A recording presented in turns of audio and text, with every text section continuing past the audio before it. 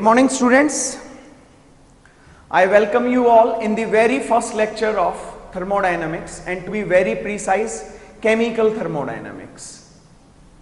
Okay, before introducing thermodynamics, let me ask you to think about the most common observation in nature.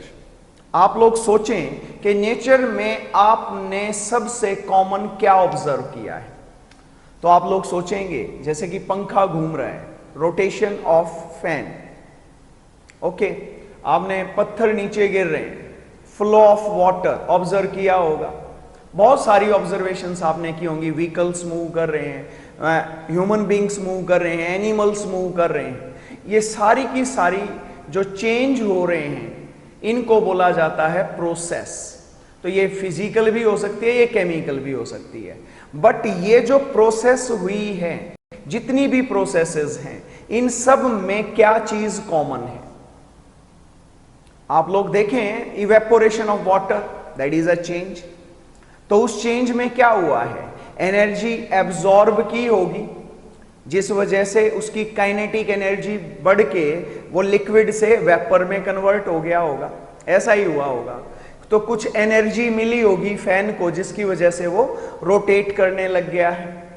Obvious सी बात है। इसका मतलब अगर मैं मूव कर रहा हूं तो ऑब्वियस सी बात है मेरी बॉडी में कोई एनर्जी चेंज हुआ होगा।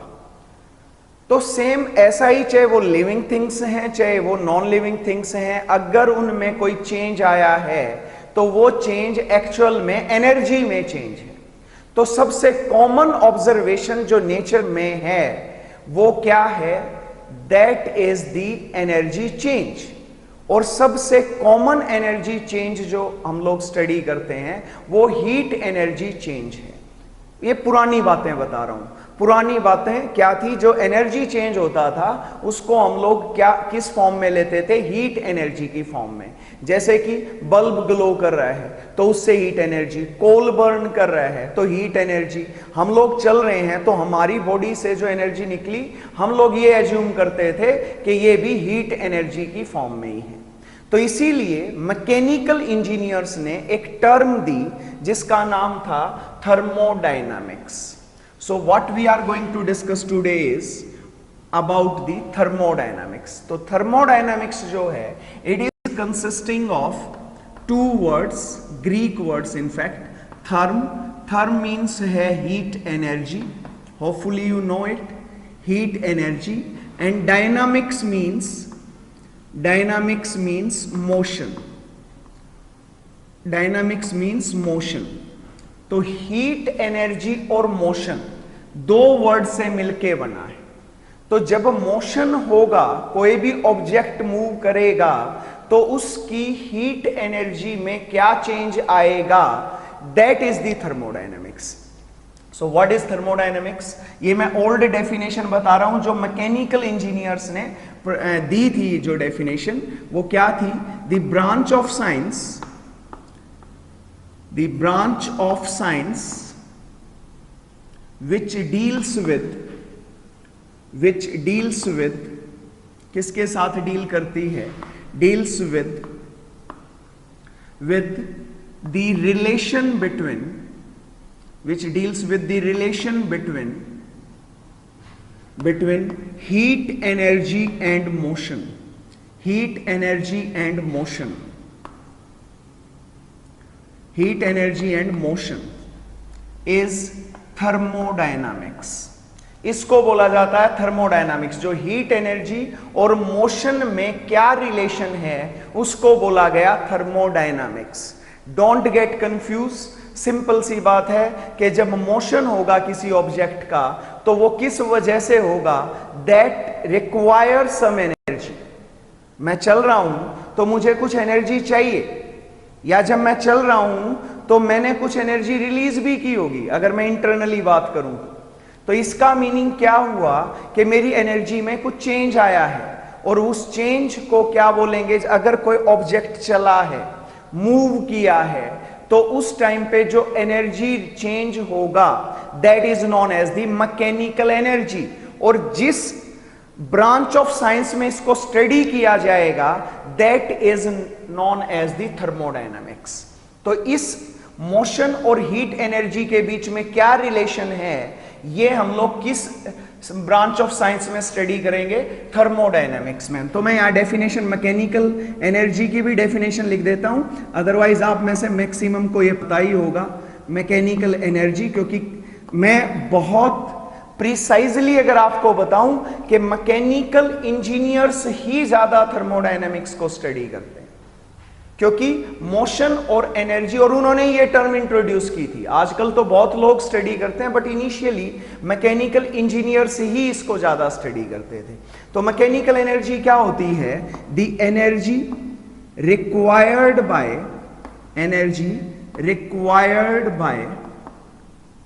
Bye an object for its motion is known as mechanical energy. तो जो एनर्जी मोशंस के लिए रिक्वायर है, दैट इज मैकेनिकल एनर्जी। तो एनर्जी और मोशन में रिलेशन हो गया कि नहीं, और यही, और most common form of energy heat energy थी। तो हीट एनर्जी और मोशन के बीच में जो रिलेशन है वो हम लोग थर्मोडायनेमिक्स में स्टडी करते हैं, और हीट एनर्जी और मोशन के बीच जो रिलेशन है उसको क्या बोलते हैं, उस एनर्जी को क्या बोला जाता है, मैकेनिकल एनर्जी। तो ये heat energy is nothing but the mechanical energy. तो मैकेनिकल एनर्जी और मोशन के बीच में रिलेशन ही थर्मोडायनेमिक्स में स्टडी किया जाता था। तो ये तो बात हुई पुरानी, जब ये टर्म जस्ट इंट्रोड्यूस की गई थी। लेकिन आजकल क्या पता चला है, बट नाउ अडेज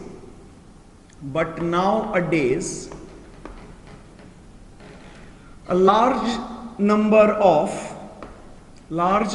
of different forms of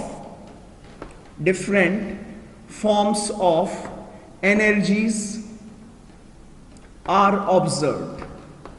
बहुत सारी फॉर्म्स ऑफ एनर्जीज जो हैं वो ऑब्जर्व की गई हैं। सिर्फ हीट एनर्जी ही नहीं है, वो कॉमन था, बट आजकल कॉमन बहुत सारी फॉर्म्स ऑफ एनर्जीज हैं। फॉर एग्जांपल लाइक आप लोग कहें सोलर एनर्जी कह सकते हैं कि नहीं, सोलर एनर्जी बिल्कुल सही बात है।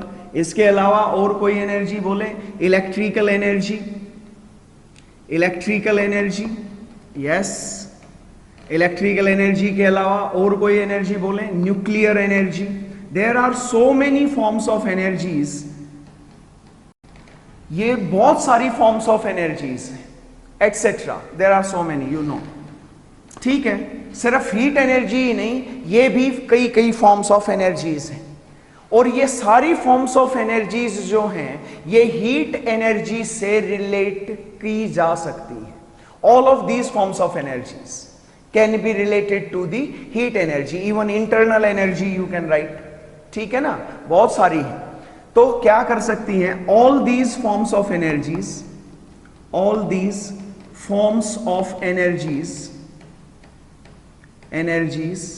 can be converted into heat energy। ये सभी की सभी हीट एनर्जी में कन्वर्ट की जा सकती है। इसका मीनिंग क्या हुआ, एंड वाइस वर्सा मीन्स ये सारी एनर्जीज हीट एनर्जी में कन्वर्ट, और heat energies in form of energies में कन्वर्ट की जा सकती है। इसका मतलब हीट एनर्जी और इन एनर्जीज में कोई ना कोई रिलेशन है। तो वो रिलेशन जिस ब्रांच ऑफ साइंस में पढ़ते हैं दैट इज द थर्मोडायनामिक्स। पहले सिर्फ और सिर्फ किसके बीच में रिलेशन पढ़ते थे, हीट एनर्जी और मोशन में। अब हीट एनर्जीज और मोशन के बीच में जो रिलेशन है वो तो सिंपली किसके लिए यूज कर सकते हैं हम लोग, मैकेनिकल एनर्जी के लिए यूज कर सकते हैं। लेकिन बहुत सारी फॉर्म्स ऑफ एनर्जीज हैं जो कि एक दूसरे में कन्वर्ट हो सकती है। तो अब हमें जानना है कि इन एनर्जीज के बीच में क्या रिलेशन है, और वो रिलेशन हम लोग जो जानेंगे वो कहां पे स्टडी किया जाता है, that is to be discussed in the thermodynamics. So that is to be discussed in thermodynamics. Okay, let us start the new definition of thermodynamics. तो thermodynamics की नई definition क्या है? द ब्रांच ऑफ साइंस, अच्छा एक और interesting चीज है, the branch of science which deals with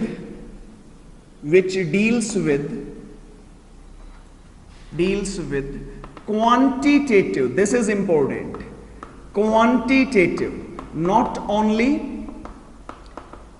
the qualitative के कौन सी एनर्जी किस फॉर्म में कन्वर्ट हुई, या इस न्यूक्लियर एनर्जी का इलेक्ट्रिकल एनर्जी से क्या रिलेशन है, या फिर electrical energy solar energy nuclear energy से कैसे रिलेट करेगी, या फिर हीट एनर्जी से ये कैसे रिलेट होंगे।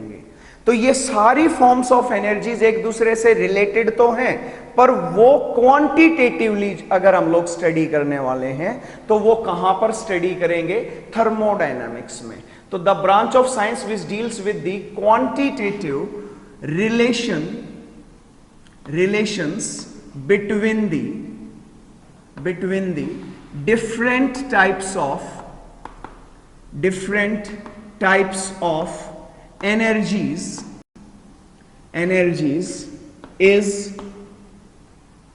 is known as thermodynamics। तो जो ब्रांच ऑफ साइंस किससे डील करेगी, क्वांटिटेटिव रिलेशंस किन के बीच में, different types of energies, that is known as the thermodynamics. Clear, hopefully clear हो गया होगा। एक केमिकल चेंज हुआ या फिजिकल चेंज हुआ, उस फिजिकल चेंज में कितनी अमाउंट ऑफ एनर्जी में चेंज आया, और वो डिफरेंट फॉर्म्स ऑफ एनर्जीज का आपस में क्या रिलेशन है, क्या के साथ साथ कितना रिलेशन है, that is to be discussed in the thermodynamics. तो क्वांटिटेटिव रिलेशंस हम लोग स्टडी करेंगे किसमें, थर्मोडायनामिक्स में। एक एग्जांपल के लिए बताता हूं, जैसे हमारे पास एक सिंपल सी बात है, जैसे H2O ये सॉलिड था, ये आइस है, it get converted into H2O liquid. तो ये it is a physical change.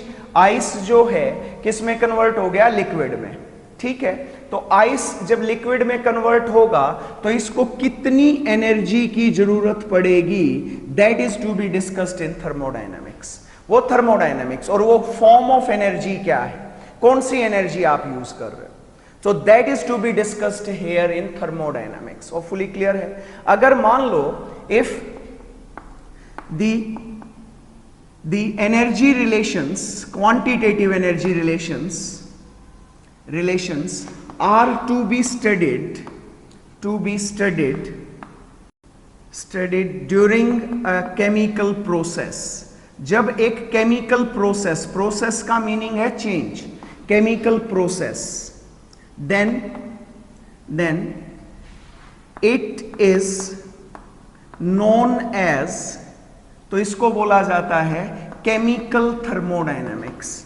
तो the branch of science which deals with the energy relations, quantitative energy relations during a chemical process, then these are discussed in the chemical thermodynamics. तो हमारा maximum जो study रहेगी वो किस पे रहेगी, chemical thermodynamics में रहेगी। So that you must know. So this is the chemical thermodynamics. Hopefully clear हो गया होगा। अगर केमिकल चेंज है तो chemical thermodynamics, otherwise the common term is thermodynamics. Mainly जो थर्मोडायनामिक्स है वो पहले मैकेनिकल इंजीनियर्स यूज करते थे, पर बाद में पता चला कि भाई बहुत सारी फॉर्म्स ऑफ एनर्जीज जो हैं वो एक दूसरे से रिलेट हो सकती हैं, तो उनके क्वांटिटेटिव रिलेशन को भी हम लोग थर्मोडायनामिक्स में ही पढ़ते हैं। होपफुली क्लियर हो गया। So now let us move ahead. अब हम लोग देखेंगे कि इस थर्मोडायनामिक्स की डेफिनेशन क्लियर हो गया होगा। अब हम लोग देखेंगे कि इस थर्मोडायनामिक्स की का बेस क्या है। ये जब हम स्टडी करेंगे, ये डिफरेंट रिलेशंस फाइंड आउट करेंगे, तो वो रिलेशंस कैसे फाइंड आउट किए जा सकते हैं। तो what is the basis of thermodynamics, तो बेसिस क्या है। तो इसका जो बेस है, it is based on 4 laws of thermodynamics. It is based on 4 laws of thermodynamics।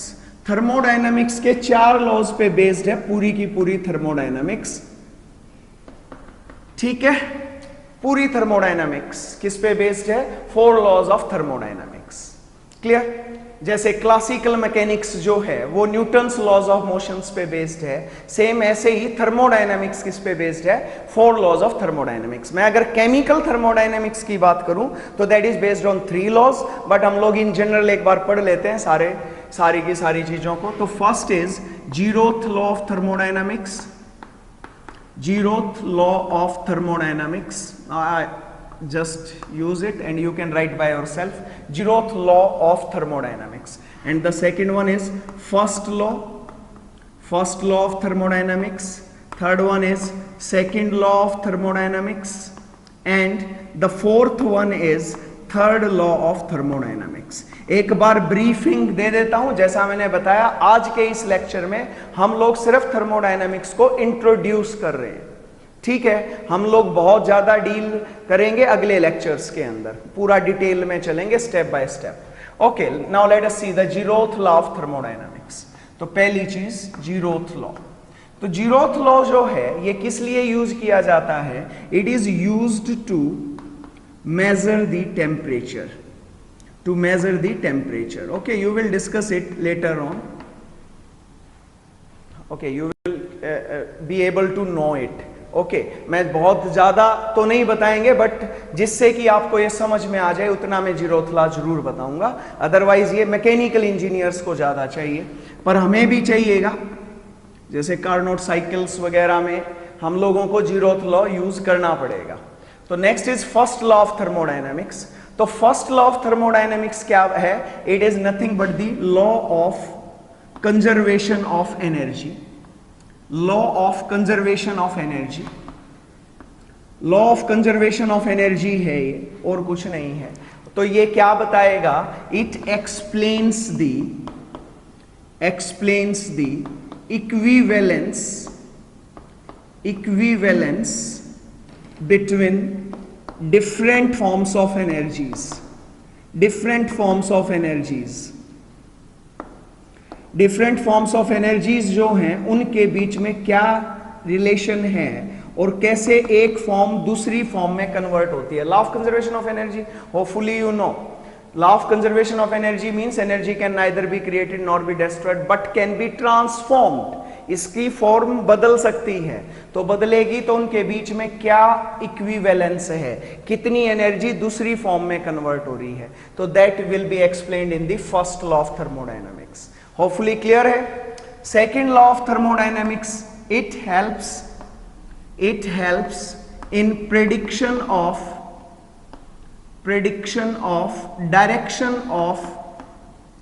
Direction of chemical process या डायरेक्शन ऑफ प्रोसेस। कोई भी चेंज जो हुआ है वो किस डायरेक्शन में होगा वो हमें कहां से प्रेडिक्ट करना है? सेकेंड लॉ से, ठीक है? जैसे कि मैं कहूं कि H2O सॉलिड से H2O लिक्विड बना, तो ये इसी डायरेक्शन में प्रोसेस क्यों हो रही? क्यों लिक्विड से ये सॉलिड नहीं बन पा रहा? तो ये प्रेडिक्शन जो है ये हम लोग कहां पे करेंगे? We will do it in the second law. Second law को यूज करके हम लोग ये प्रेडिक्ट कर पाएंगे। थर्ड लॉ क्या है? थर्ड लॉ बहुत सिंपल, मैं बता दूं कि ये जो पूरा का पूरा जो थर्मोडायनामिक्स है वो बेसिकली इन 2 लॉज पे ही बेस्ड है, first and second law. Third law का ज्यादा यूज नहीं है। ये क्या करेगा? जो फर्स्ट और सेकेंड लॉ है इन दोनों लॉज के अंदर कुछ वेरिएबल्स आएंगे जिनको चेंज करने से जो सिस्टम है उसमें चेंज आएगा। तो अब उन प्रॉपर्टीज को, उन वेरिएबल्स को स्टडी करने के लिए, उनको मेजर करने के लिए हमें एक लॉ चाहिए, और वो लॉ कौन सा है? Third law of thermodynamics. Clear है? बहुत सारे वेरिएबल्स आएंगे लाइक एंट्रोपी, ठीक है? एंट्रोपी है, फ्री एनर्जी है, तो उनको मेजर कैसे किया जाएगा? तो you will be able to measure those variables by using the third law of thermodynamics. So it is used in measurement of thermodynamic variables. I will explain ये क्या होते हैं थर्मोडायनामिक वेरिएबल्स आगे जब टर्म्स पढ़ेंगे। Variables involved in first and second law. ये हम लोग स्टडी करने वाले हैं भाई इस पूरी थर्मोडायनामिक्स के अंदर। जीरोथ लॉ टेम्परेचर मेजर करने के काम आएगा, first second laws I have explained it, and third law will be used to measure the variables involved in first and second law. Clear? Hopefully clear हो गया होगा, इसमें कोई खास बात नहीं। तो ये है 4 पिलर्स जिन पे पूरी थर्मोडायनामिक्स बेस्ड है। ठीक है, अगर हम लोग ये समझ लेंगे तो थर्मोडायनामिक्स आ जाएगी हमें। ठीक है, तो बहुत ध्यान से समझना, हमें हर कंसेप्ट को क्लियर करते हुए चलेंगे।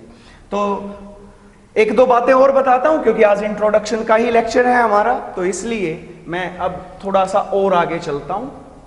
जो इनमें से अगर मैं बात करूं कि जो बेसिकली पूरी जो थर्मोडायनामिक्स है वो फर्स्ट और सेकंड लॉ से ही एक्सप्लेन हो जाती है। थर्ड लॉ जस्ट मेजरमेंट है, जो वेरिएबल्स आ रहे हैं उसके लिए, और जीरोथ लॉ सिर्फ टेम्परेचर की मेजरमेंट में काम करेगा। तो फर्स्ट और सेकंड लॉ जो दिए गए थे, they are proposed, they were proposed on the basis of, किसके बेसिस पे दिए गए थे? on the basis of facts observed in everyday life। जो हम everyday life में facts observe करते हैं, जो simple जो हो रहा है, जो नेचर में एग्जिस्ट कर रहा है, उसको ऑब्जर्व करते हुए हम लोगों ने ये फर्स्ट और सेकंड लॉ प्रपोज किए। ठीक है, तो ये प्योरली और प्योरली जो नेचर में हमें दिख रहा है, if I talk about an atom, तो क्या वो दिख रहा है क्या आपको नेचर में? तो आपका आंसर है नहीं सर। तो आपको दिख रहा है क्या? ये चौक दिख रहा है। तो इसके अंदर जो चेंज हुआ है उस चेंज पे कोई लॉ अप्लाई कर सकते हैं, तो वो मैक्रोस्कोपिक प्रॉपर्टीज पे अप्लाई हुआ, ना कि माइक्रोस्कोपिक पे। तो एवरीडे लाइफ में तो हम लोग सारी चीजें मैक्रोस्कोपिक ही डील करते हैं, तो इसीलिए हम लोग क्या कह सकते हैं? The thermodynamics is applicable, thermodynamics is applicable to, किसके लिए एप्लीकेबल है? Is applicable to macroscopic systems. Macroscopic systems, ये मैक्रोस्कोपिक सिस्टम्स के लिए एप्लीकेबल है। होपफुली क्लियर है ये बात। मैक्रोस्कोपिक सिस्टम्स पे आप इसको अप्लाई करेंगे। मैं बता चुका हूं एवरीडे लाइफ में ज्यादातर हम लोग मैक्रोस्कोपिक चीजों से ही डील करते हैं, और उन्हीं के बेसिस पे, उन्हीं के फैक्ट्स पे हम लोगों ने ये लॉज प्रपोज किए हैं। वो बेसिकली फर्स्ट और second law I am talking.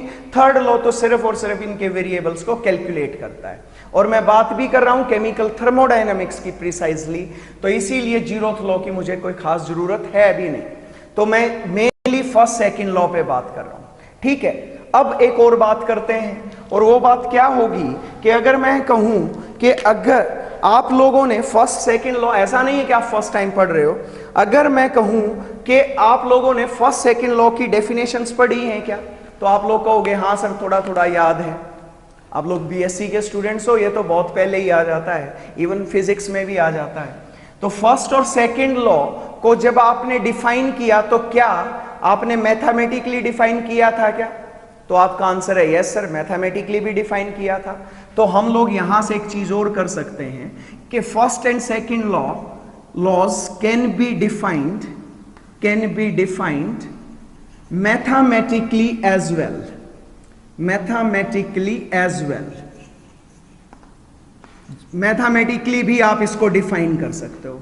और जब किसी चीज को मैथमेटिकली डिफाइन कर सकते हैं, अगर मैं कहूं 2:2, 2×2=4, क्या मैं 2×2=4 ही लिखूं या 2×2=3.9 भी लिख सकता हूं? तो तुम्हारा आंसर होगा कभी नहीं लिख सकते सर, 2×2=4 है, तो it is the exact value. तो जब हम किसी भी लॉ को मैथमेटिकली डिफाइन करते हैं, तो उससे जो वैल्यूज आएंगी they are very very exact values. तो जब भी हम किसी लॉ को मैथमेटिकली डिफाइन करते हैं, तो वो एग्जैक्ट साइंस का पार्ट हो जाता है। तो इसीलिए तो हम लोग क्या कह सकते हैं? Thermodynamics belongs to exact science. किससे बिलोंग करती है ये? एग्जैक्ट साइंस से बिलोंग करती है। तो आप लोग थर्मोडायनामिक्स को एग्जैक्ट साइंस कह सकते हो, ठीक है। तो ये बात होगी। इसके अलावा अगर मैं कहूं आप लोगों को कि जो ब्यूटी है थर्मोडायनामिक्स की, पता है वो किस चीज में है? तो वो इस चीज में है कि इसको कभी भी हम लोग एक्सपेरिमेंटली वेरीफाई नहीं कर सकते हैं। ये प्योरली किस पे बेस्ड है? This thermodynamics is purely based on, where should I write? I write over here. I think it is observable. Okay, जो थर्मोडायनामिक्स है, it is based on observable properties only. ये किस पे बेस्ड है? Observable properties. It is based on observable properties only, या only on observations. ये observations पे based है। मैंने ऊपर लिखा था जो एवरीडे लाइफ में ऑब्जर्व किया जाता है, ठीक है। And can not be verified experimentally. आप ये कहें कि मैं उसी चीज को वेरीफाई कर दूं एक्सपेरिमेंटली, तो ऐसा कभी नहीं होने वाला, ठीक है। और बड़ी इंटरेस्टिंग बात है कि इसकी कोई लिमिटेशन भी नहीं है आज तक, कि हमने ये कहा कि भाई एक चेंज ऑब्जर्व किया और उसके बेस पे हमने कुछ कंक्लूजन किया या लॉज दिए। तो ऐसा नहीं है कि भाई इस प्रोसेस पे तो ये लॉ अप्लाई होगा पर दूसरी प्रोसेस पे ये लॉ अप्लाई नहीं होगा, ऐसा कुछ नहीं है। लिमिटेशंस तो है थर्मोडायनेमिक्स की, बट जो ऑब्जर्वेशंस हमने की, जिनके बेस पे वो लॉ प्रपोज किए गए, उस लॉ की कोई लिमिटेशन नहीं मिली। This is the beauty of thermodynamics.